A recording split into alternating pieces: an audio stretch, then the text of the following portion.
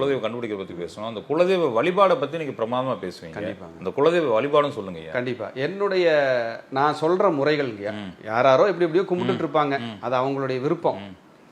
ஆண் தெய்வமாக இருந்தால் அமாவாசை, பெண் தெய்வமாக இருந்தால் பௌர்ணமி.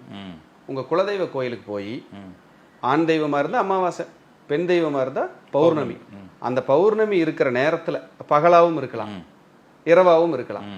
போயிட்டு 9 மூடி, 5 தேங்காய் உடைச்சா 9 மூடி, அதில் காட்டன் திரி, பஞ்சு திரி, நல்ல பசுனை ஊற்றி ஆத்மார்த்தமாக வழிபட்டு பிரார்த்தனை பண்ணிட்டு வந்தவங்க 100க்கும் மேற்பட்டவர்கள் ரிப்ளை பண்ணி கூப்பிட்டு சொல்லி எல்லா பிரச்சனையும் தீர்ந்து நல்லா இருக்குன்னு சொல்கிறாங்க.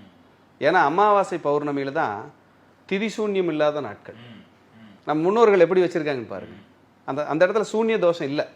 நம்ம போய் நின்னோம்னா, குல தெய்வத்துக்கிட்ட நம்ம நின்னோம்னா, என் குழந்தை வந்துருச்சு, அப்படியே அந்த சாமி பூரிப்பாக என் குழந்தை, என் வம்சம், என் குலம் வந்து நிற்குது அப்படின்னு கண் திறந்து பார்க்குமாமாங்க.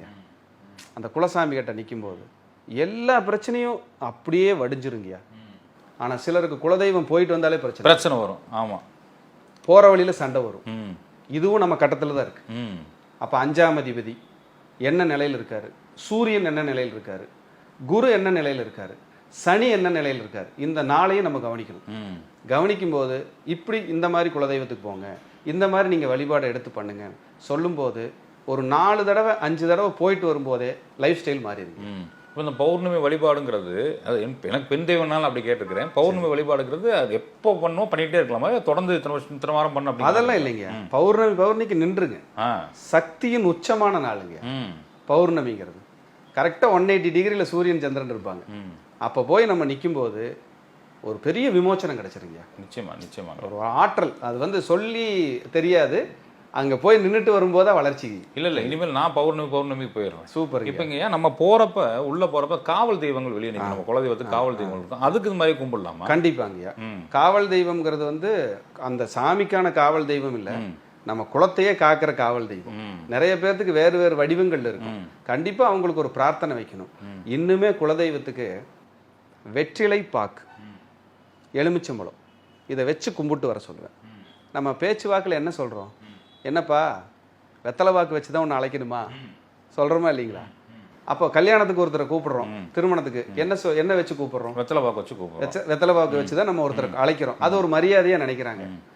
நீங்கள் வெற்றிலை பாக்கு கொண்டு அங்கே வச்சு அந்த சன்னிதானத்தில் என் கூடவே இருமா, எனக்கு எப்பவுமே துணையாக இருமான்னு வேண்டிட்டீங்கன்னா நிச்சயமாக குலதெய்வம் உங்களை கைவிடாது. இதுதான் சூட்சமம். வெத்தலை பாக்கு வச்சுட்டு கும்பிட்டு அதை நம்ம திருப்பி வாங்கிட்டு வந்துருமா, அவங்க வச்சு அங்கேயே இருக்கட்டுங்க. சரி, சுவாமிகிட்டே படைச்சிட்டு வந்துருங்க, பிரார்த்தனை வச்சுட்டு அங்கேயே வந்துருங்க. இப்போ நம்ம 18ஆம் படி கருப்பருக்கு போவோம். 18ஆம் படி கருப்பு தான் முன்னாடி நிற்குது. 18ஆம் படி கருப்பருக்கு போவோம். அங்கே கும்பிட்டு வெளியில் வரும்போது, கருப்பா கூடவே போப்பா அப்படித்தான் சொல்லி அனுப்புவார், துணையா இருப்பா, திரும்பி பார்க்காம போங்கம்பார். அப்ப அத்தனை கும்பிடுற எல்லாருக்கும் கருப்பன் வருவாரு அப்படிங்கிறது நம்பிக்கை. கருப்பனுடைய ஆற்றல் இருக்குங்கிறது நம்பிக்கை. 18ஆம் படி கருப்பரையெல்லாம் கும்பிட்டு எத்தனையோ பேர் விமோச்சனம் அடைஞ்சிருக்காங்க. குலதெய்வம்ங்கிறது சாதாரண விஷயம் இல்லைங்க. நம்ம முன்னோர்கள், தாய் தந்தை, முன்னோர்கள், பாட்டனார், முப்பாட்டனார்னு போய் வம்சாவளியா நின்ன இடம். அந்த இடத்துல நம்ம ஜீன் எனர்ஜி எவ்வளவு இருக்குங்கய்யா. என் குழந்தை வந்துருச்சு அப்படின்னு திரும்பி முழிச்சு கண் முழிச்சு பூரிப்பா குலதெய்வம் பார்க்கும் அப்படின்னா இது சத்தியம். இது மாறவே செய்யாது. நிச்சயமா நீங்க சொல்ற வழிபாடை நம்ம நேரிலும் பண்ண ஆரம்பிச்சிருவாங்க. அவங்களுக்கு வாழ்க்கையில ஒரு நல்ல விமோசனம். இதை பார்த்துட்டு இருக்கிற நேயர்கள் 100% இந்த வழிபாட்டினால திருப்தியும் வெற்றியும் அடையணும். ஏன்னா எந்த உள்நோக்கம் இல்லாம பேசுறேன். கிளைண்ட் நல்லா இருக்கணும். அவங்க நம்மளை அணுகுறாங்க, அணுகல அதெல்லாம் அப்புறங்கயா. ஜெயிச்சாங்கன்னா இந்த வார்த்தைக்கு ஒரு பலம். நிச்சயமா அவங்களுக்கு, அதாவது இதை பார்த்துட்டு இருக்கோம் 10 பேர் பயனடைஞ்சாங்கன்னு வச்சுக்கோங்க, கண்டிப்பா அதுவே எவ்வளவு பெரிய விஷயம். நல்லா இருக்கணும், எல்லாரும் நலமா இருக்கணுங்கிறது தான் என்னுடைய ஆத்மார்த்தமான வேண்டுதல். நிச்சயமா